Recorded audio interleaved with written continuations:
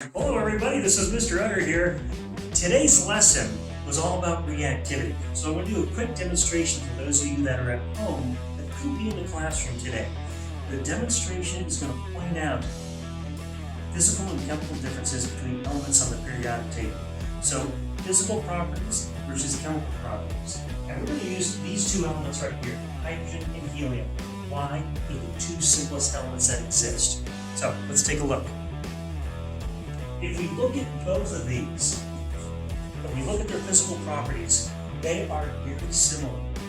Hydrogen, it's a gas, it's clear, it's colorless. Helium, it's a gas, it's clear, it's colorless. And both of them are lighter than air, as people say. A better term is they're less dense than air, so they will float in air. And that holds true for both of them. If you look at this, I've got two balloons here today.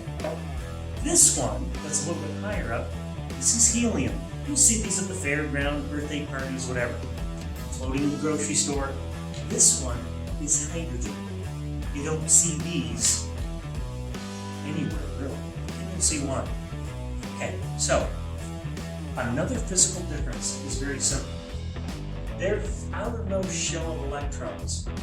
Hydrogen physically has only one electron in that outermost shell. It's not full. Helium, on the other hand, has two electrons in that outermost shell, and that little shell only holds two. So that was considered full. So what does that give us? It gives us this. Hydrogen does not have a full outer shell.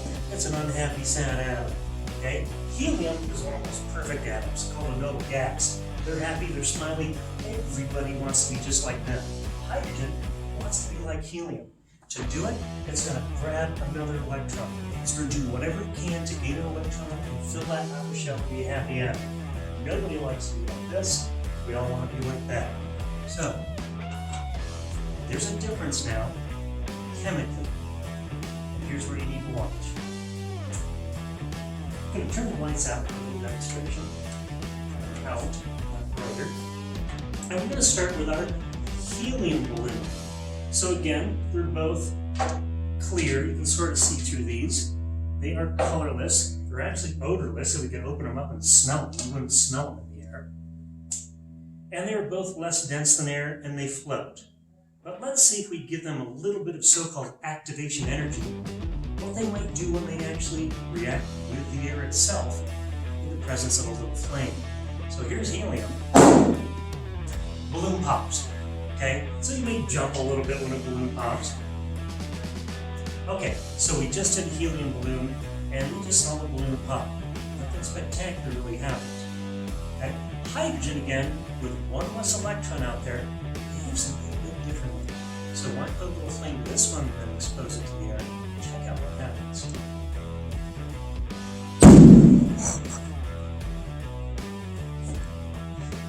Now here might be a little bit singed, but big difference with one electron. So what just happened? We'll go back to here. We just made a Mickey Mouse molecule, meaning these hydrogen atoms that were inside of that balloon combined with oxygen in combustion. Whenever something burns, it combines with oxygen.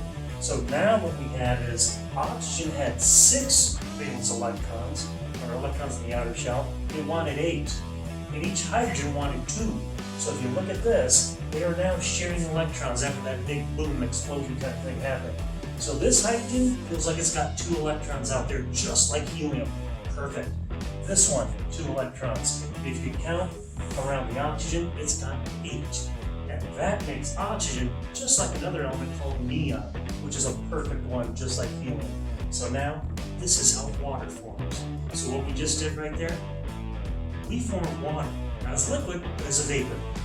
Okay? And that's why water is H2O. 2 hydrogens for each oxygen. So with something to think about, this is Mr. Utter. Till next time,